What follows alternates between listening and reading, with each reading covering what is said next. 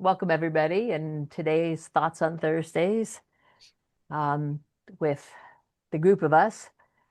And hopefully Mario will be able to make it back next week. Today, I thought that it'd be fun to talk about just kind of a existential question. I have been realizing over the last couple of days that I've been going through some changes in my life. Just stepping off a committee that I was part of and led for about 6 years, part of it for about 7 years, and starting really kind of ramping up my end of life or death doula business.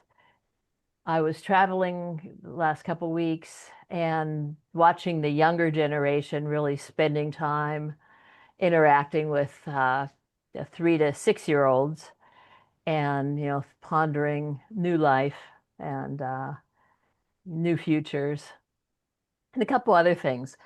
And then I started watching recently some Rupert Spira videos, and he's always just so gentle and has such a nice way about him. But it just brought me to just the question of who are we and who am I and who do I want to be? So I thought that'd be kind of a fun topic to explore today on our share. So I'm going to put it out to the group and see what bubbles up. So who wants to get started? Um, Go ahead, Jules. I don't know what I'm going to say, but I'll start. Um, I watched the videos, so I know what he was talking about, our infinite self and our finite self, and what's the difference, and and for me, it was like, okay, how there were questions from his audience that it was new to them. It was very apparent that it was new to them, and they wanted to know what the difference was, and how do you feel being, or how are you being opposed to your thoughts and uh your mind. And he was trying to explain that, I and I've heard it before and I understood it, but they didn't. A lot of them didn't understand it. But I just feel like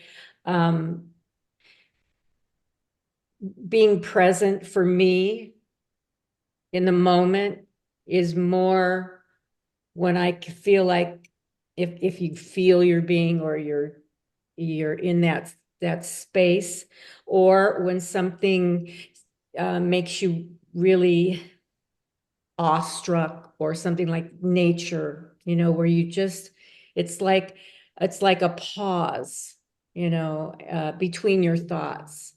And I was also thinking, when you made me remember this, Barbara, when you were talking about the changes in your life and everything, and I'm segueing now, uh, that there are several people in my life who are very sick. And every time I hear about, this is like sick where they're not going to live, and I always think to myself, yeah, but when they go, they're, that they're not really gone, but they're going to this wonderful, universe. And, but and at the same time, it makes me sad because I, it's just, there's like three people that are really not doing well, and it's a lot, um but that's part of the change, that's part of the change. And it makes me think of my mortality, and many other things. And then I can bring it back to, I just want to what I would like is to be present in my life, which I don't think I am a lot of times, but I would like that for myself, you know. And how do I get there? Which is, by being living more in awareness, where I can bring myself to the presence. Well, Yeah. okay. That's what came out. I'm done. Oh, well, thank you. That was a beautiful share. And I That, think that, oh, go ahead, Katina. that definitely was a beautiful share. I want to focus on the very first words that came out of your mouth. I don't know what I'm going to say. Okay. This is so important because I just mentioned to Barb a few weeks ago when she was visiting that more than 20 years ago, it occurred to me that I am not the thinker of my thoughts because when I open my mouth, I have no idea what's going to come out. I'm talking to you right now, and I didn't formulate the sentence before I said it, right? It just comes out. And what do? That's your opening line. I don't know what I'm going to say, but you open your mouth and there it comes. And it goes to what I'm studying now, Donald Hoffman, Federico, what's his name?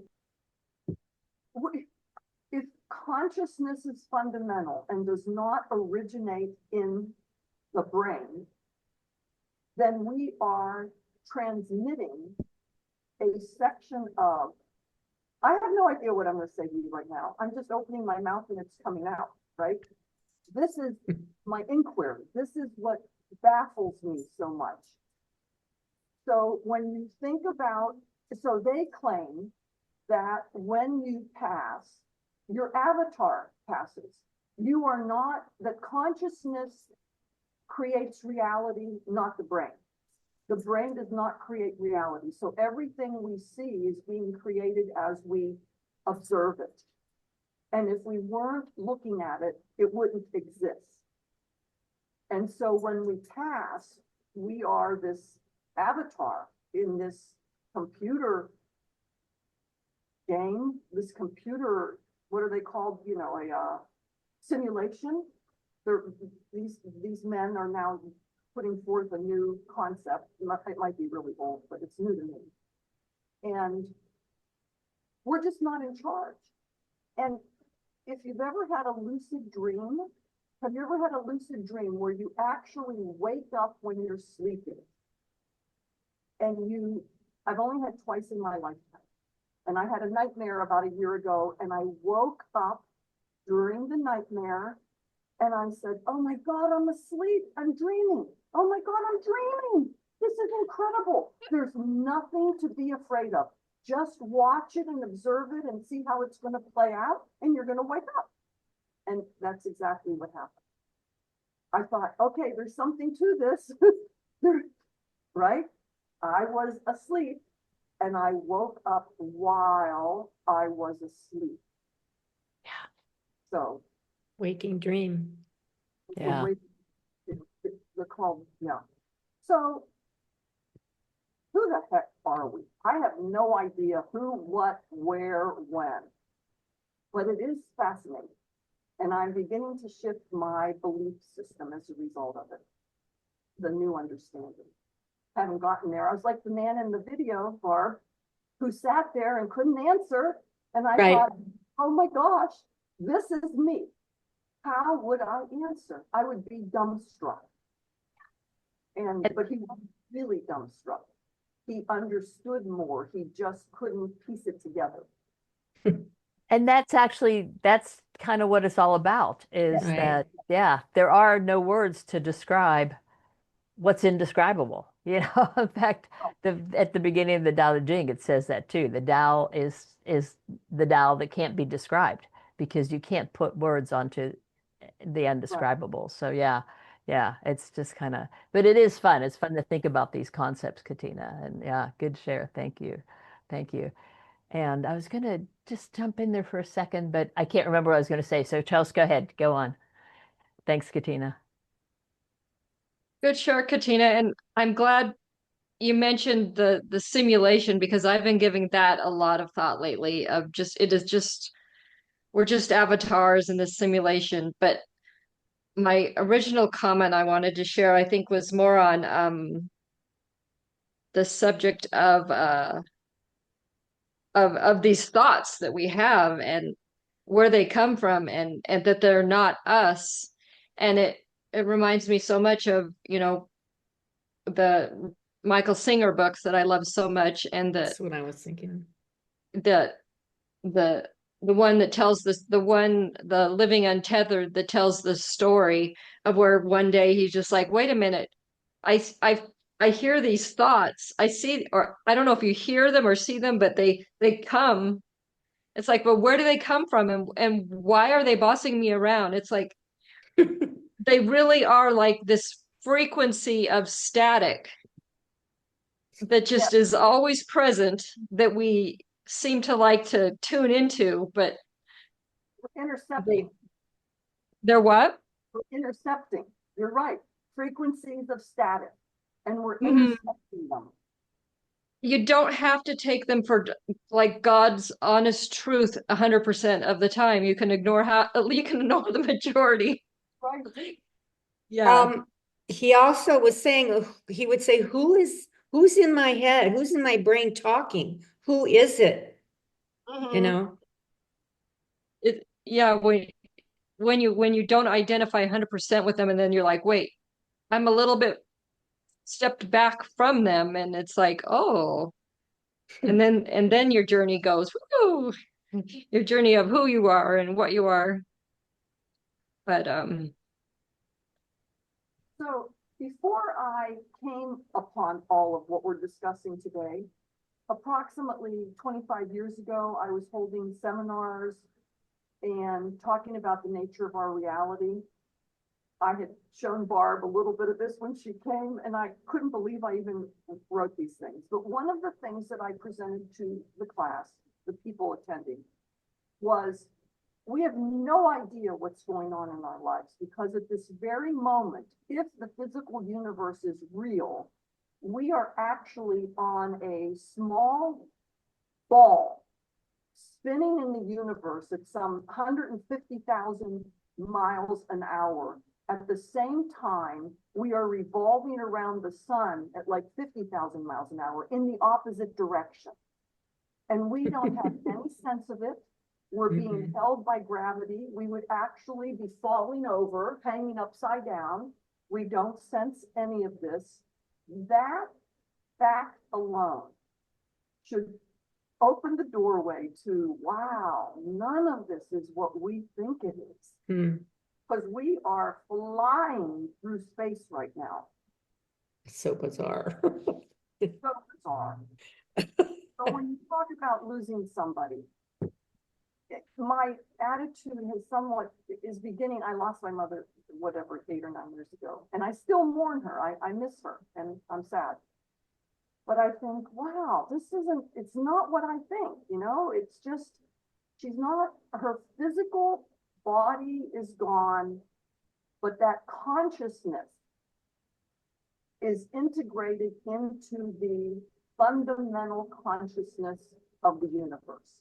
The fundamental intelligence is still here, which is why I think some people can break through the barrier and they receive intuition, right? They receive intuition. This is it. You've had some connection with the cosmic static, and you pick it up and you get it. Oh my gosh, you get it. For when you know somebody's going to call you on the phone, and then they call. You've had a breakthrough and you're connecting. And so it supports that we truly are all one. We're all one being. Animals, plants, trees, all of it. So go ahead, I'm done. Well, it just, and when what you just said, it seems to me that we're, a lot of the time we're not aware of it. It's like we're behind a veil, and it's just, and then some people are more in tune. Like, I don't think I'm really in tune with that. And I don't know, you could call it ESP, but what is ESP? It's probably what you're talking about. It's that's, the breaking through, that's static or whatever. And or being something about yourself, being more open to I don't know, just more open. I mean, open to possibilities, or just open to life. I don't know. Yeah. Yeah. The opening, I think, is a fragment of relaxation and letting go. Mm-hmm. Yeah. Letting go a little bit. And we're, okay, well, let's just see what comes to it. Let's just see. And this Exactly. noise Right. in my, whatever. I'm, And have, go ahead. and have an excitement about it, a wonder, like we talked about, being in wonder, you know. That's kind of an aspect of letting go, maybe just like, oh, just see what happens, or oh my God, just, you know, letting yourself, you know, gush. Right. Yeah, I think about the first time I had an out of body experience and I ended up in some lady's head, like looking at life through her. I was young. She was an older woman sweeping her front porch as our car drove by. Oh And my God. her kids and grandkids were coming this afternoon to visit. She was all excited. She was sweeping the porch was like the last little chore she had to do from cleaning the house, and she was going to go in and take a shower and she would be done just waiting for them to arrive. And when I look back on that, I thought that it was her excitement, her excitement about seeing the kids is what kind of, I don't know, pulled me in or whatever, that Mm. feeling of excitement that drew me to her. And it only lasted for a moment, but it was just like, wow, okay, this is kind of Yeah, but interesting. Yeah. you felt that it, you know, broke through to you somehow. I mean, that's like what Katina's saying about we're all one, you know, Right. and Yeah. but we're just not all aware of it. Yeah. Your focus bar changed for a moment, and that's all it takes. The Mm-hmm. moment was you saw her and were enthralled by her. Wow, look at that, right? And everything else was just put aside. And it was subconscious. I mean, it was totally subconscious, I didn't choose to do it. It just happened.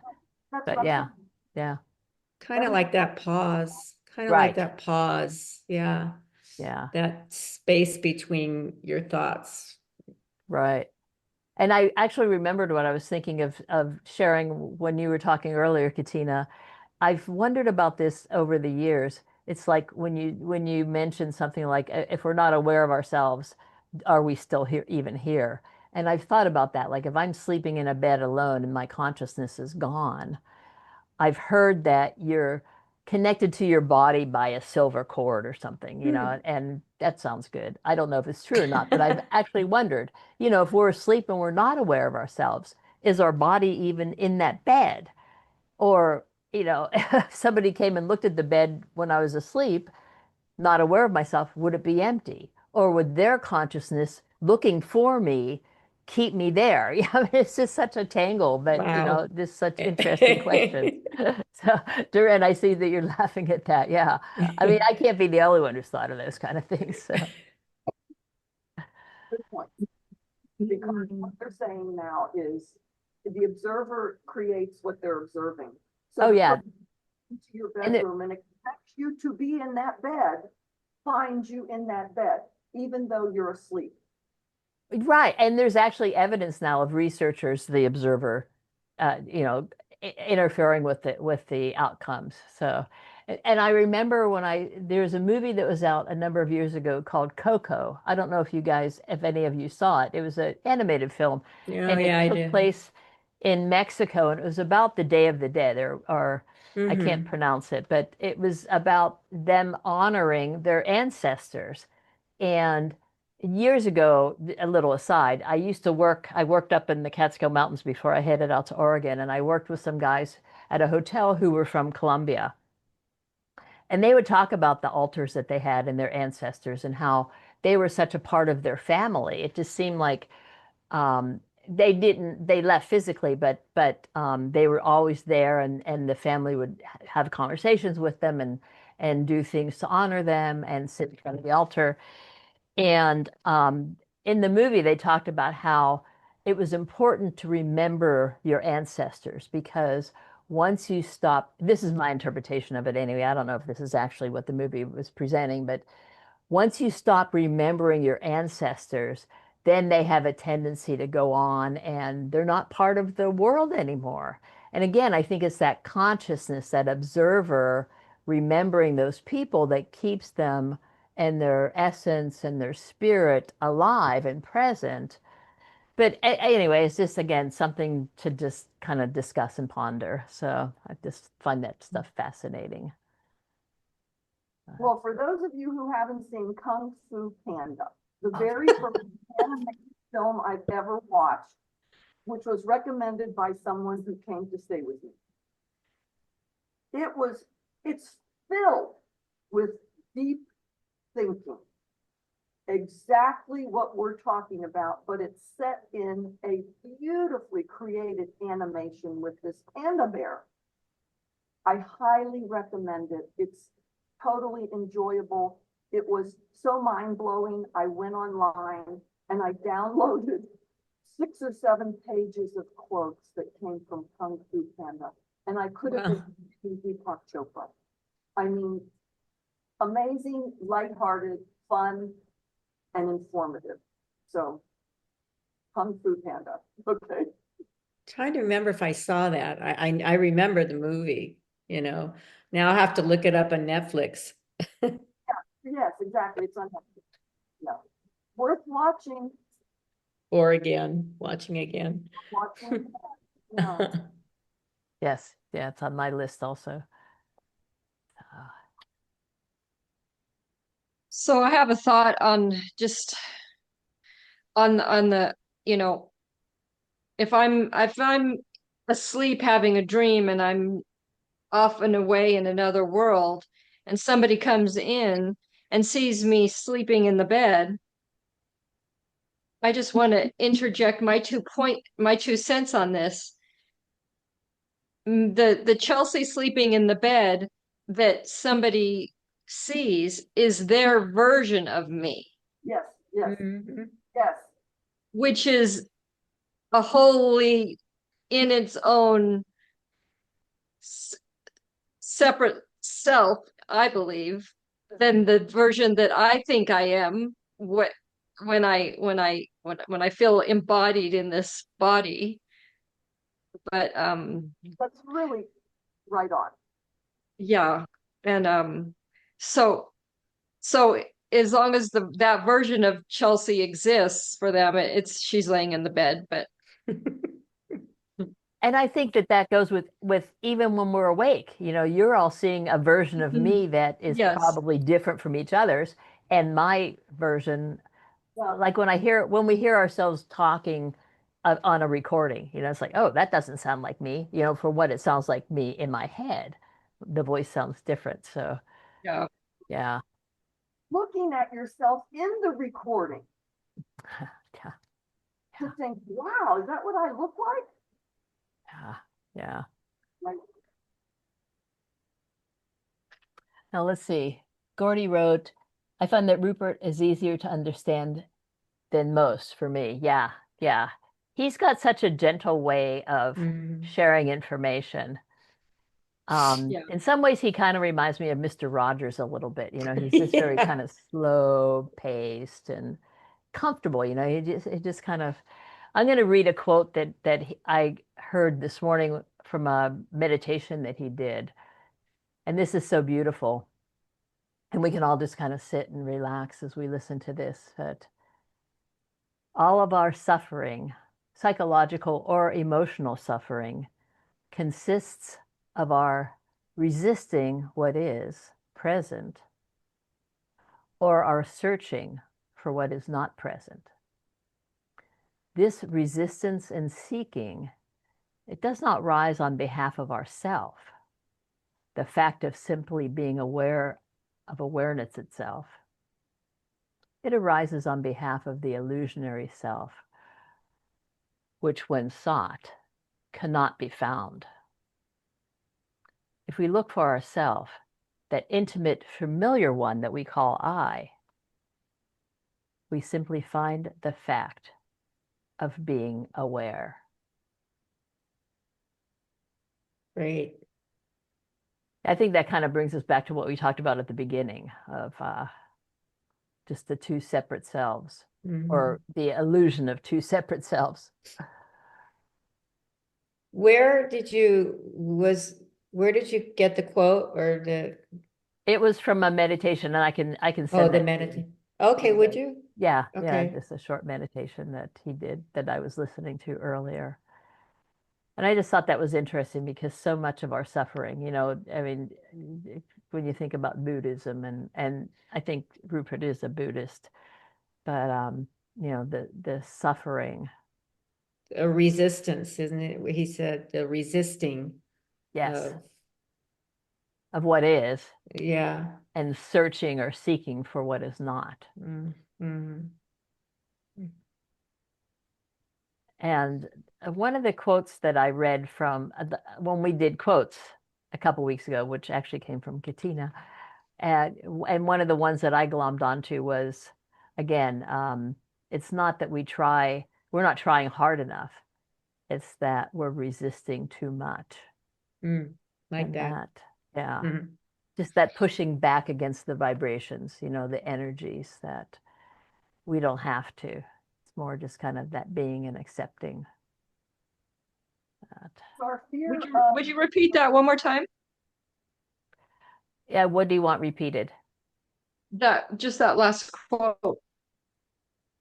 Hang it's actually on my laptop or on my desktop, but I can't minimize my screen because I'm recording it. But it's to paraphrase it, it's it's not that it's not that we're not trying hard enough. It's just that we're resisting too much. And that resisting too much is really what causes those struggles. Because we don't have the awareness to know that if we don't resist, we're going to be so much better. exactly. I've, I've been on a path for a long time to no avail.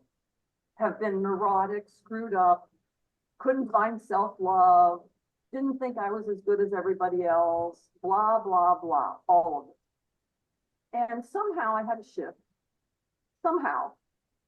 And I thought, okay, let's experiment with not resisting what comes to me and not trying to control the outcome of everything. So I'm only 7 months into this, but I'm seeing fantastic results.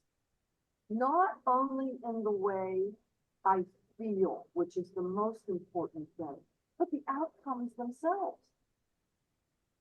It's remarkable how things have changed. And I thought, wow, let go. It opens some portal to things do work out.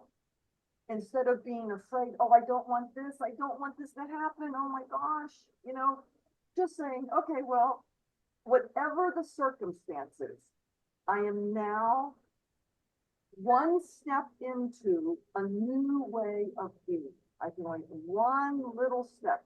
It's taken decades to get to this point. So I'm hoping if the key is don't resist, allow it to come, don't take everything so seriously. I can do this little at a time. I can learn how to do this even more. So it's helped me tremendously. Yes, yes, yes. It reminds me so much of yesterday I think Julie was there during Solomon Speaks.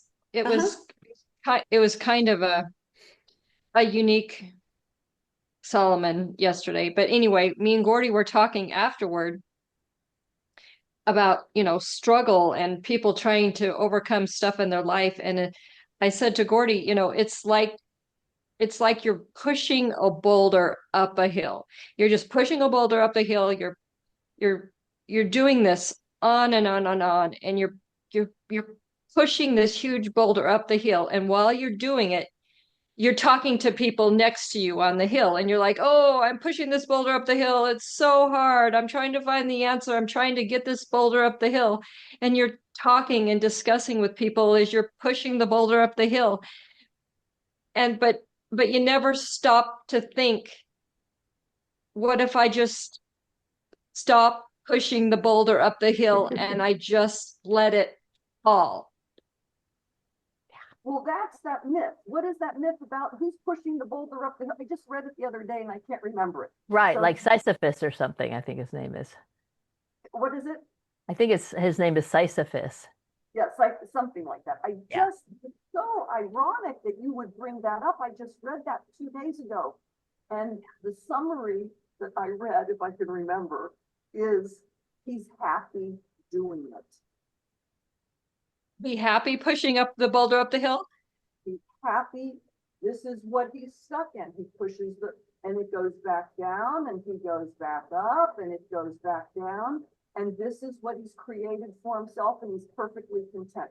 If I can find what I read, I'll try to print it out. Because I was surprised, because I thought it was going to say, he's got to be friggin' miserable, right? But that's not what they were saying. But that's only what someone's saying. Yeah. But But we- what if you just let it fall?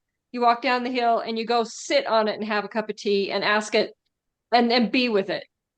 What'll That's happen? it. You know, Yeah. And there's the end of the boulder. once the resistance is gone. Yeah. Yeah. Well, there was this explanation there was no resistance on his part. He was thoroughly engaged in it. Hmm. But I'll try to find it if I can. But I also think it's synchronicity that you would bring that up and I just read about this 48 hours Mhm. ago. Yeah. And I guess there's a couple different ways of looking at that whole thing too. I mean, if you're enjoying going up and down the hill, there's nothing wrong with that. But if it's really a harassment and a hassle and, too much for you, then that's when you let it go and jump out of the way. So, yeah. I think it's just two different perspectives, that's all, Right. coming from two different Yeah. Yeah. ways. Is there And any- gosh, we're actually running out of time. And this has been a Well- good discussion and I've enjoyed it. But it's time to wrap up and we'll be back next week for another discussion and another topic. And thanks everybody. And we'll see you then. Hey, bye. Yeah, I know Bye. it's been kind of a quick ending, but it's We're 5 minutes over, I think. yeah. This has been fun. Bye. Thanks. See y'all next time.